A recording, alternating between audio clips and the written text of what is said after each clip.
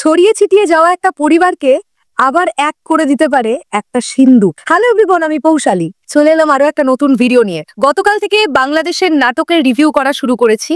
আজকে আমাদের এটা দ্বিতীয় রিভিউ। আজকে এই ভিডিওতে আমরা সিন্ধুক নাটকটা নিয়ে কথা বলবো, যে নাটকটার ডিরেকশন দিয়েছেন ভিকি জাহেদ। যদিও এই নাটকটা প্রায় 9-10 দিন আগে ইউটিউবে এসেছে, কিন্তু এই নাটকটা আমার এত ভালো লেগেছে, আমার মনে হলো এই নাটকটা নিয়ে অবশ্যই কথা বলা উচিত। অনেক নাটক নিয়ে সোশ্যাল মিডিয়ায় আলাপ আলোচনা হয়, কিন্তু এই সিন্ধুকের মতন এত সুন্দর একটা গল্পের নাটক নিয়ে সেরকম আলোচনা হতে দেখলাম না। যে কারণের জন্য আমার আরো ইচ্ছে হলো যে অন্তত আমাদের এই চ্যানেলে আমরা সিন্ধুক নাটকটা নিয়ে কথা বলি। 2025 সালের ঈদুল আজহার জন্য মুক্তিপ্রাপ্ত নাটক সিন্ধুক, যে নাটকটি পরিচালনার দায়িত্বে ছিলেন ভিকি জাহেদ, এবং এই নাটকটি ইতিমধ্যেই দর্শকদের মধ্যে একটা আলোড়ন সৃষ্টি করতে পেরেছে।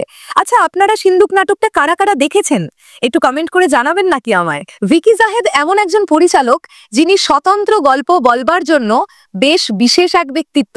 খায়রুল বাসার, কেয়া পায়েল, কিংবদন্তি অভিনেতা আবুল হায়াত, দিলারা জামান সহ আরো অনেকে এই নাটকের প্রত্যেকটা চরিত্র, এই নাটকের এক একটি প্রাণ।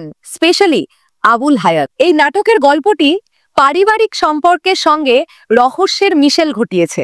গল্পটা নিয়ে ছোট্ট করে যদি একটু কথা বলি আমরা, সিন্ধুক নাটকটির কেন্দ্রবিন্দুতে রয়েছে মনসুর উদ্দিন খান চরিত্রটি, যে চরিত্রটি প্লে করেছেন কিংবদন্তি অভিনয় শিল্পী আবুল হায়াত। 70 বছর বয়সী একজন কিংবদন্তি, যিনি তালা এবং সিন্ধুকের নির্মাতা। তিনি তার জীবনের শেষ মাস্টারপিস সিন্ধুকটি তৈরি করেছেন, এবং যে সিন্ধুকটি খোলবার জন্য লাগবে কিছু পাসওয়ার্ড, এবং একের পর এক ক্লু সরাতে সরাতে সেই সিন্ধুক যদি খুলতে পারা যায়, পাওয়া যাবে গুপ্তধন। তিনি তার সন্তানদের মধ্যে চ্যালেঞ্জ দিয়ে দেন এই সিন্ধুকটি তাদের খুলতে হবে, তবেই তারা গুপ্তধনটা পাবে। কিন্তু এই চ্যালেঞ্জ শুধুমাত্র একটি ধাঁধা নয়, এই চ্যালেঞ্জ এক গভীর পারিবারিক সম্পর্ক, এক বিরাট বড় ভালোবাসা এবং উত্তরাধিকারের একটি গভীর গল্প। নাটকটি যত এগোতে থাকে আমরা দেখতে পাই এই সিন্ধুকটি খোলবার জন্য তার সন্তানেরা, তারা নিজেদের মধ্যে নিজেরা চ্যালেঞ্জ নিয়ে ফেলে কে আগে এই ক্লুগুলো বের করতে পারবে এবং সিন্ধুকটা তারা খুলতে পারবে, এবং একজন এক একজনের মতন করে ভেবে নেয় যে গুপ্তধনটা তারা পেয়ে গেলে তারা সেই গুপ্তধন দিয়ে কি কি করবে। এবং এই প্রক্রিয়ার মাধ্যমেই অতীতের কিছু তিক্ত স্মৃতি, কিছু পারিবারিক দ্বন্দ্ব এবং কিছু ত্যাগের গল্প উঠে আসে। নাটকটি শেষ হয় একটি আবেগঘন ক্লাইম্যাক্স দিয়ে, যেখানে আছে সিন্ধুকের গুপ্তধনের থেকেও অনেক বড় কিছু, পরিবারের বন্ধন এবং ভালোবাসা দর্শকদের সামনে উন্মোচিত হয়। এইবার যদি আমরা অভিনয় নিয়ে কথা বলি, প্রথমেই যাকে নিয়ে কথা বলতে হবে কিংবদন্তি অভিনেতা আবুল হায়াত। তিনি কি সুন্দর প্রেজেন্টেশন দিয়েছেন এই নাটকটিতে। তার চরিত্রটি যতটা গুরুগম্ভীর, প্রচন্ড পার্সোনালিটিপূর্ণ একটি চরিত্র, তিনি তার জায়গায় এত সুন্দর ক্যারেক্টারটি প্লে করেছেন, জাস্ট অনবদ্য লাগবে দেখতে। তার প্রতিটি সংলাপ এবং অভিব্যক্তি এই চরিত্রটার গভীরতাকে আরো বেশিভাবে আমাদের কাছে নিয়ে আসে। বিশেষ করে যখন তিনি তার সন্তানদের কাছে চ্যালেঞ্জ ছুড়ে দেন যে তাদেরকে এই সিন্ধুকটি খুলতে হবে, তখন তার অভিব্যক্তি, তার সংলাপ আরো এক অনন্য মাত্রা যোগ করে এই নাটকটিতে। এর পরবর্তীতে যদি খায়রুল বাসারের চরিত্রটা নিয়ে আমরা কথা বলি, খায়রুল বাসারের চরিত্রটাকে এখানে দেখা যাবে তার জামাই হিসেবে, অর্থাৎ এখানে আবুল হায়াতের মেয়ের ক্যারেক্টার প্লে করছে কেয়া পায়েল, এবং কেয়া পায়েলের হাজবেন্ডের চরিত্রে এখানে আছে খায়রুল বাসার, যিনি প্রফেশনাল একজন ব্লগার বা ভিডিওগ্রাফার আমরা বলতে পারি। তিনিও কিন্তু এই রহস্য উন্মোচনে বেশ খানিকটা সাহায্য করবেন। এই চরিত্রটা খায়রুল বাসার খুব ভালোভাবে প্লে করেছেন। এর পরবর্তীতে যদি আসি কেয়া পায়েলের কথায়, মিষ্টি একটি অভিনয় দিয়ে গেছেন গোটা নাটকটি জুড়ে, যেটা দেখতে ভীষণ ভালো লেগেছে। এছাড়াও অবশ্যই আরো একজনের কথা বলতে হবে, দিলারা জামান। তার যতটুকু অংশ ছিল তিনি এত ভালোভাবে পুল অফ করেছেন যে সেটা দেখবার মতন ছিল। এছাড়াও শাহেদ আলী, গোলাম ফরিদা ছন্দা, এ কে আজাদ সেতু এবং তাহমিয়া সুলতানা মৌয়ের মতো অভিনেতারা পার্শ্ব চরিত্রে অভিনয় করেছেন, এবং তাদের অভিনয় দক্ষতাও কিন্তু এই নাটককে একটি বিশেষ সমৃদ্ধতা দিয়েছে। এবার যদি আমরা আসি পরিচালকের পরিচালনা নিয়ে কথা বলতে, এমনিতেই ভিকি জাহেদ আমার বেশ পছন্দের একজন পরিচালক। তিনি এই নাটকটিতে গল্পের রহস্য এবং ভালোবাসার মধ্যে একটা নিখুঁত ভারসাম্য বজায় রাখতে সচেষ্ট হয়েছেন। নাটকটির কোনো জায়গা আপনাকে বোর করবে না। একটার পর একটা ঘটনা ঘটবার পরে আপনি পরের দৃশ্যটি দেখবার জন্য উদগ্রীব হয়ে থাকবেন। এমন ভাবেই সুন্দর স্ক্রিন প্লে করা হয়েছে এই নাটকটির। এইবার যদি আমরা কথা বলি সিনেমাটোগ্রাফি, সুমন হোসেন এই নাটকটির সিনেমাটোগ্রাফার হিসেবে কাজ করেছেন। এই নাটকটির সিনেমাটোগ্রাফি এই নাটকটিতে একটা আলাদা মাত্রা যোগ করেছে। ভীষণ সুন্দরভাবে সিনেমাটোগ্রাফি করা হয়েছে। দিনের দৃশ্যগুলো যেমন সুন্দরভাবে ধরা, রাতের দৃশ্যগুলো ঠিক ততটাই সুন্দরভাবে ক্যাপচার করা হয়েছে। লাইটিং এর কাজ এবং কালার গ্রেডিং এই দুটো ডিপার্টমেন্টও কিন্তু এই নাটকটিকে আরো বড় একটা জায়গা দিয়েছে।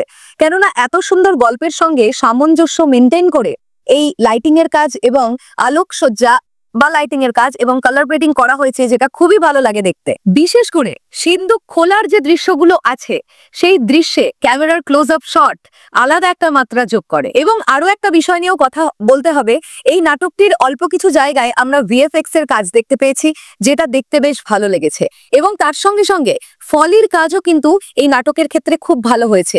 যেমন ধরুন, যখন সিন্ধুকটি খোলা হচ্ছে তখন যে আওয়াজ, এছাড়াও আরো বিভিন্ন দৃশ্যে কিছু ফলির সাউন্ড ব্যবহৃত হয়েছে, যেগুলো নাটকটিকে একটা আলাদা মাত্রা দিয়েছে। অর্ণব হাসনাতের মিউজিক এই নাটকটিকে আরো একটা সুন্দর জায়গা দিয়েছে। এত সুন্দরভাবে ব্যাকগ্রাউন্ড স্কোর এই নাটকটির সঙ্গে একদম ওতপ্রোতভাবে জড়িয়ে গেছে, যেটা আমাদের শুনতে ভালো লাগে। দৃশ্যগুলোর সঙ্গে যখন ব্যাকগ্রাউন্ড স্কোরটা আমাদের কানে আসে তখন একটা আলাদাই ভালো লাগে। এই নাটকটির কি কোনো দুর্বল দিক নেই? হ্যাঁ, আছে। 3টে দুর্বল দিক আছে এই নাটকটির। প্রথম দুর্বল দিক পার্শ্ব চরিত্রের গভীরতা। এই যে আমরা পারিপার্শ্বিক চরিত্রগুলোকে এই নাটকের মধ্যে দেখলাম, তাদের চরিত্রগুলোর গভীরতা আরেকটু বাড়ানো যেতে পারত। এই চরিত্রের গভীরতাগুলো যদি আরেকটু বাড়িয়ে নাটকটিতে উপস্থাপনা করা যেত, সেক্ষেত্রে আরেকটু ভালো হতো বলে মনে করেছি। দ্বিতীয় দুর্বল দিক, এই নাটকটির মাঝখানের অংশ আপনাদের কাছে একটু ধীর গতির বলে মনে হতে পারে। সেটা যদি আরেকটু ভালোভাবে ব্যাপারটাকে মেনটেন করা যেত, আমার মনে হয় ভালো হতো। এবং লাস্ট যে নেগেটিভ দিকটা মনে হয়েছে, এই নাটকটির ক্লাইম্যাক্সটা এমন ভাবে সেট করা, এই নাটকটির ক্লাইম্যাক্স সিনটা আমাদেরকে ইমোশনাল করে, কিন্তু কিছু কিছু জনের কাছে মনে হতে পারে যে এটা একটু অতিরঞ্জিত হয়ে গেছে। তো সেটা যদি আরেকটু কমানো যেত, আমার মনে হয় ভালো হতো। তাহলে এই সিন্ধুক নাটকটির মধ্যে দর্শক আকর্ষণ কি কি পাবে সেটাও আমরা জেনে নিই। সিন্ধুক এমন একটি নাটক যা পারিবারিক গল্প, রহস্য এবং আবেগপ্রবণ নাটক পছন্দকারী দর্শকদের জন্য বেশ ভালো একটি নাটক। আবুল হায়াতের ভক্তদের জন্য এই নাটকটি স্পেশাল একটি ট্রিট। যারা আবুল হায়াতের অভিনয় দেখতে পছন্দ করেন, এই নাটকটি কিন্তু একেবারে মিস করবেন না। খায়রুল বাসার এবং কেয়া পায়েলের যে রসায়ন আমরা দেখতে পেয়েছি, সেটা দেখতে বেশ ভালো লেগেছে।